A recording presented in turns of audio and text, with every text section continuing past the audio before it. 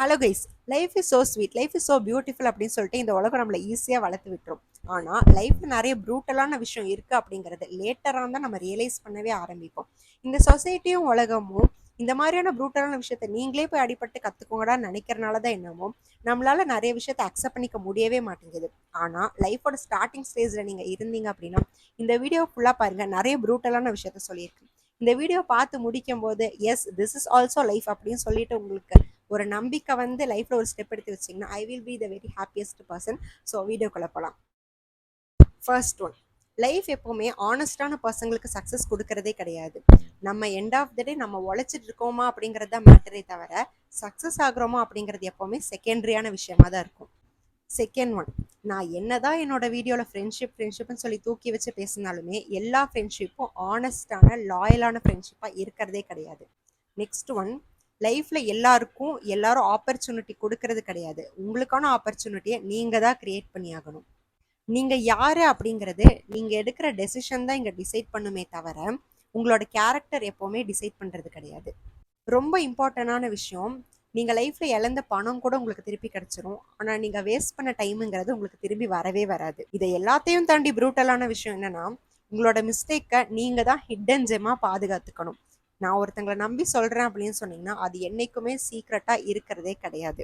கொஞ்ச நாள் முன்னாடி ஒரு மாதிரி டிப்ரெஷனான ஸ்டேட்டில் நான் ஒருத்தங்க கிட்ட பேசிட்டு இருக்கும்போது அந்த பர்சன் எனக்கு சொன்னாங்க, எந்த ரீசனுக்காகவும் உங்களோட கோர் வேல்யூவை விட்டுறாதீங்க அப்படின்னு சொல்லிட்டு.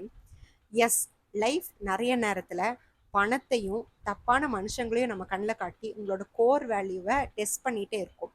ஆனால் தப்பான சேர்க்கைக்காகவோ பணத்துக்காகவோ உங்களோட ஆனஸ்டியையும் உங்களுக்குன்னு வச்சிருக்கிற ஒரு சில எத்திக்ஸையும் யாருக்காகவும் எதுக்காகவும் மாற்றிக்காதீங்க.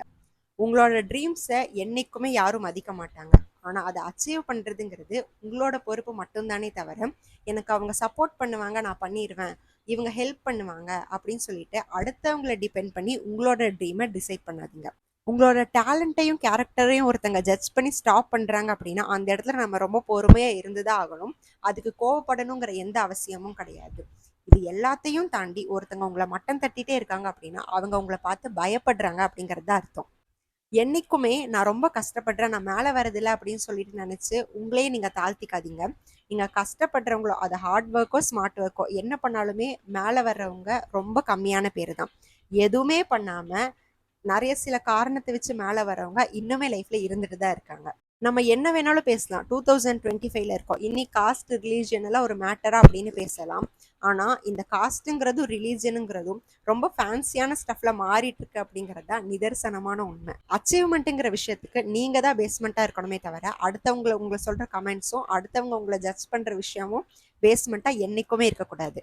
எல்லா ரிலேஷன்ஷிப்பும் ஹாப்பியான ரிலேஷன்ஷிப்பாக இருக்கணுங்கிற அவசியமே கிடையாது. ஆனால் அது உங்களோட மென்டல் பீஸை டிஸ்டர்ப் பண்ணுது அப்படிங்கிறப்போ அதுலேருந்து வெளியே வர வேண்டியது உங்களோட கடமை. நம்ம லைஃப்பில் ஒரே டிரெக்ஷனில் ட்ராவல் பண்ணாலும் லைஃப் வேறு டிரெக்ஷனில் நம்ம எடுத்துகிட்டு போக தான் செய்யும். ஆனால் எந்த டிரெக்ஷனில் லைஃப் போனாலுமே நமக்கான டெஸ்டினி எது, நமக்கான அச்சீவ்மெண்ட் எதுன்னு சொல்லி டிசைட் பண்ணிவிட்டு அந்த வேல ட்ராவல் பண்ணுறது உங்களோட கடமை. இங்கே எல்லாரும் ஃபிசிக்கல் ஹெல்த்தை பற்றி தான் நிறையா பேசுகிறாங்களே தவிர மென்டல் ஹெல்த்தை பற்றி இன்னும் யாரும் பேசுறது கிடையாது. ஃபர்ஸ்ட் உங்களோட மென்டல் ஹெல்த் நல்லா இருந்தால் மட்டும்தான் லைஃப்பில் அடுத்தடுத்த விஷயம் நல்லா இருக்கும் அப்படிங்கிறத தயவு செஞ்சு புரிஞ்சுக்கோங்க. நீங்கள் நல்லா இருக்கணும் டிசைட் பண்ணிட்டா அதுக்கு நீங்கள் மட்டும்தான் பொறுப்பாளியே தவிர என்னோட எவ்வளோ க்ளோஸ்டு ரிலேஷன்ஷிப்பாக இருந்தாலும் அவங்களுமே நான் நல்லா இருக்கிறதுக்கு என்னோட பெட்டர்மெண்ட்டான லைஃப்க்கு அவங்களும் ஒரு ரீசன்னு சொல்லிட்டு யாரையும் அந்த இடத்துல வைக்காதீங்க. உங்களுக்குன்னு ஒரு பிரச்சனை வரும்போது நீங்கள் தான் வாய்ஸ் அவுட் பண்ணி உங்களுக்காக நீங்கள் தான் ஸ்டாண்ட் பண்ணணுமே தவிர எனக்காக இவ்வளோ பேர் பண்ணுவாங்க, எனக்காக இத்தனை பேர் வாய்ஸ் அவுட் பண்ணுவாங்க அப்படின்னு சொல்லி நினைக்கிறது முட்டாள்தனமான விஷயம்.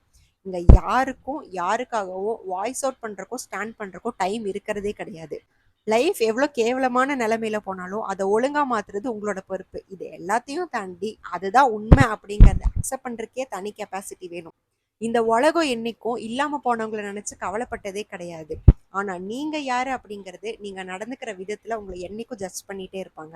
நிறைய பேர் உங்களை சக்ஸஸ்ஃபுல் பர்சனாக பார்ப்பாங்க, ஆனால் அதே நேரத்தில் அவங்க உங்களை என்றைக்குமே சப்போர்ட் பண்ண மாட்டாங்க. இப்போ நான் சொன்ன இந்த உண்மையெல்லாம் அக்செப்ட் பண்ணிக்கிறதுக்கு உங்களுக்கு ரொம்ப டைம் எடுக்கும். ஆனால் இந்த ப்ரூட்டலான விஷயத்தை என்னைக்கு அக்செப்ட் பண்ணிட்டு லைஃப்பில் ஒரு ஸ்டெப் எடுத்து வைக்க ஆரம்பிக்கிறீங்களோ அன்னைக்கு லைஃப் பியூட்டிஃபுல்லாக மட்டும் இருக்கிறது இல்லை, அப்போ உங்களுக்கு கிளியரான ஒரு விஷயமும் கிடைக்கும். ஸோ இந்த வீடியோ பிடிச்சிருந்துச்சுன்னா லைக் பண்ணி ஷேர் பண்ணி சப்ஸ்கிரைப் பண்ணிக்கோங்க. முடிஞ்ச இன்ஸ்டாகிராம்லேயே ஃபாலோ பண்ணிக்கோங்க. அதோட லிங்க் சேனலோட பயோல கொடுத்துருக்கேன். வீடியோ பார்த்ததுக்கு தேங்க்யூ. பை.